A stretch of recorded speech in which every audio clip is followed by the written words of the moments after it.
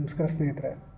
ಶಿಕ್ಷಕರ ಅರ್ಹತಾ ಪರೀಕ್ಷೆ ಕರ್ನಾಟಕ ಸರ್ಕಾರ ನವೆಂಬರ್ ತಿಂಗಳಲ್ಲಿ ಅಕ್ಟೋಬರ್ 23ರಂದು ಆದೇಶವನ್ನು ಹೊರಡಿಸೈತೆ. ಅದಕ್ಕೆ ಸಂಬಂಧಪಟ್ಟಂತಹ ಒಂದು ಗ್ಲಾನ್ಸ್ ಮಾಡ್ತಾ ಹೋಗ್ತೀನಿ.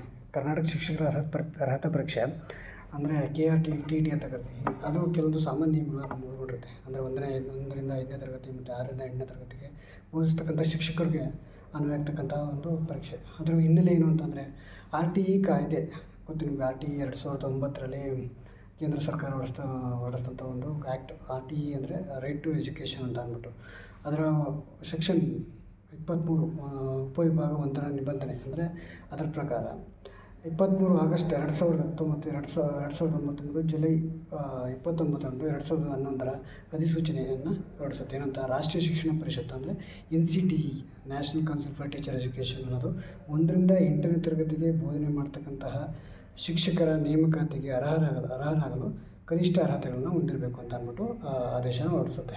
ಅದು ನಿಮಗೆ ಆ ಡೇಟು ಜ್ಞಾಪಕ ಇರಲಿ.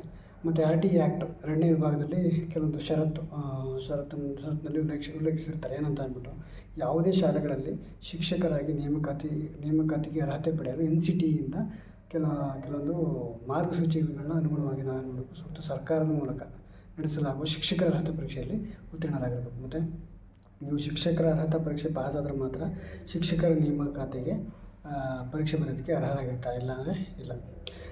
TET ಅನ್ನೋದು just eligible teacher eligibility for test ಅಂತಿದ್ರೆ ಅದು just eligibility. It is not type of recruitment.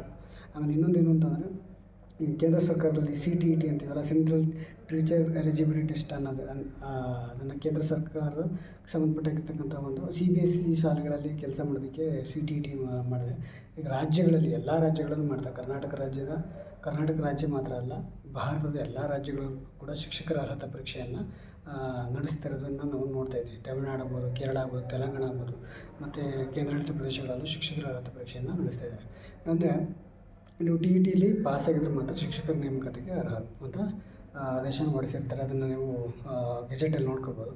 ಮತ್ತು ಶಿಕ್ಷಕರಾಗಿ ನೇಮಕಾತಿಗೆ ಅರ್ಹರಾಗಲು TETಯನ್ನು ಕನಿಷ್ಠ ಅರ್ಹತೆಯನ್ನು ಹೊಂದಿರಬೇಕು. ಕ್ವಾಲಿಫಿಕೇಷನ್ ಜೊತೆಗೆ ನೀವೇನಾಗಿರಬೇಕು, TETಯನ್ನು ಪಾಸ್ ಮಾಡಬೇಕು. ಅದರ ಉದ್ದೇಶ ಏನು ಅಂತಂದರೆ ನೇಮಕಾತಿ ಪ್ರಕ್ರಿಯೆಯಲ್ಲಿ ರಾಷ್ಟ್ರೀಯ ಮಾನದಂಡಗಳನ್ನು ಅಂದರೆ ನ್ಯಾಷನಲ್ ಕ್ರೈಟೇರಿಯಾ ಏನಂತೀವಿ ಅದನ್ನು ಮತ್ತು ಶಿಕ್ಷಕರ ಗುಣಮಟ್ಟವನ್ನು ಹೆಚ್ಚಿಸುವಲ್ಲಿ ಪ್ರಮುಖ ಪಾತ್ರ ವಹಿಸೋದಕ್ಕೆ ಇದು TETನ ಮಾಡ್ತಾರೆ. ಮತ್ತು ಶಿಕ್ಷಣ ಸಂಸ್ಥೆಗಳು ಅಂದರೆ ಟೀಚರ್ ಟ್ರೈನಿಂಗ್ ಕೋರ್ಸ್ ಅಂತೀವಲ್ಲ ಅದು, ಮತ್ತು ಈ ಸ್ಟೂಡೆಂಟ್ ಟೀಚರ್ಸ್ಗೆ ಏನು ಮಾಡ್ತೀವಿ ಕಾರ್ಯಕ್ಷಮತೆಯನ್ನು ಸುಧಾರಣೆಯನ್ನು ಪ್ರೇರೇಪಿಸಲು ಇದನ್ನು TETನ ಮಾಡೋದಕ್ಕೆ ಇಚ್ಛೆಪಡ್ತಿದ್ದಾರೆ. ಮತ್ತು ಸರ್ಕಾರವು ಶಿಕ್ಷಕರ ಗುಣಮಟ್ಟಕ್ಕೆ ವಿಶೇಷ ಒತ್ತನ್ನು ನೀಡುತ್ತೆ. ಅಂದರೆ ಶಿಕ್ಷಕರ ಗುಣಮಟ್ಟವನ್ನು ಹೆಚ್ಚು ಕ್ವಾಲಿಟಿನ ಹೈಕ್ ಮಾಡೋದಕ್ಕೆ ಈ TET ಎಕ್ಸಾಮ್ ನಡೆಸ್ತಾರೆ. ಮತ್ತು ಈಗ ಪಾಸಿಟಿವ್ ಸಂದೇಶ ಅಂದರೆ ಪಾಸಿಟಿವ್ ಆಗಿರಬೇಕು, ಮೆಸೇಜನ್ನು ಪಾಸಿಟಿವ್ ಆಗಿರೋದಕ್ಕೆ ಅವಕಾಶವನ್ನು ಮಾಡಿಕೊಡ್ತಾರೆ. ಮತ್ತು ಕರ್ನಾಟಕ ಸರ್ಕಾರ ಮತ್ತು ಶಿಕ್ಷಕರ ಅರ್ಹತಾ ಪರೀಕ್ಷೆಯನ್ನು ನಡೆಸುವ ಜವಾಬ್ದಾರಿಯನ್ನು ಕೇಂದ್ರೀಕೃತ ದಾಖಲಾತಿ ಘಟಕಕ್ಕೆ ನೀಡಿದೆ. ಅಂದರೆ CSE ಕೇಂದ್ರೀಕೃತ ದಾಖಲಾತಿ ಘಟಕ ಆಯುಕ್ತರ ಕಚೇರಿ ಸಾರ್ವಜನಿಕ ಶಿಕ್ಷಣ ಇಲಾಖೆ ಬೆಂಗಳೂರು ಇವರಿಗೆ ವಹಿಸಿರುತ್ತೆ. ಅದನ್ನು ನಾವು ತಿಳ್ಕೋಬೇಕು. ಅಂದರೆ ಶಿಕ್ಷಕರಾಗಿ ಆಯ್ಕೆಯಾಗೋದಕ್ಕೆ ಕೆಲವೊಂದು ಮಾನದಂಡಗಳಿದೆ. ಈಗ ಅರ್ಹತೆ ಏನು ಕ್ವಾಲಿಫಿಕೇಷನ್ ಇರಬೇಕು.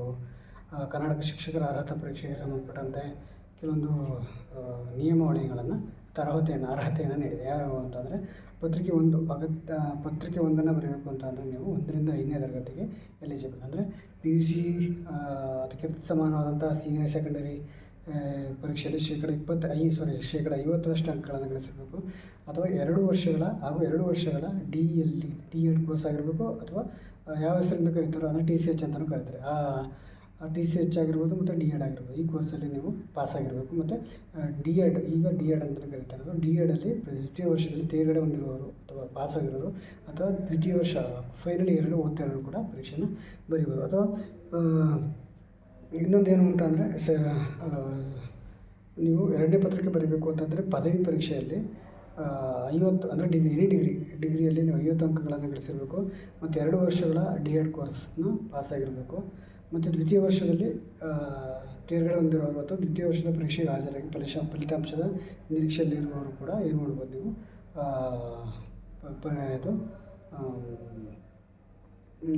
TET ಫಸ್ಟ್ ಪೇಪರ್ನ ಬರೀಬೋದು. ಮತ್ತು ಸೆಕೆಂಡ್ ಪೇಪರ್ ಏನು ಅಂತಂದರೆ ಎನಿ ಡಿಗ್ರಿ ಪ್ಲಸ್ B.Ed ಮತ್ತು ಎನಿ ಡಿಗ್ರಿ ಆಗಿರ್ಬೋದು 6ರಿಂದ 8ನೇ ತರಗತಿವರೆಗೆ ಬೋಧನೆ ಮಾಡ್ತಕ್ಕಂತಹ ಶಿಕ್ಷಕರಾಗಬೇಕು ಅನ್ನೋರಿಗೆ any degree plus B Ed, any degree plus D Ed ಆಗಿರೋರ್ಗೂ TCH ಆಗಿರೋರ್ಗೂ ಕೂಡ ಏನು ಮಾಡ್ತೈತೆ, ಕೇಂದ್ರೀಕೃತ ದಾಖಲಾತಿ ಘಟಕ ಅಥವಾ ಸಾರ್ವಜನಿಕ ಶಿಕ್ಷಣ ಇಲಾಖೆ ಏನು ಮಾಡ್ತೈತೆ, ಶಿಕ್ಷಕರ ಅರ್ಹತಾ ಪರೀಕ್ಷೆ ನಡೆಸ್ತೈತೆ. ಇದರಲ್ಲಿ ಏನಾದರೂ ನೀವು ಪಾಸ್ ಆದರೂ ಮಾತ್ರ ಶಿಕ್ಷಕರ ನೇಮಕಾತಿಗೆ ನೀವು ಎಲಿಜಿಬಲ್ ಅಂತ ಅಂದ್ಬಿಟ್ಟು ಸರ್ಕಾರ RTE ಆದೇಶ ಹೊರಡಿಸಿದೆ. ಇಷ್ಟು ಮಾಹಿತಿ.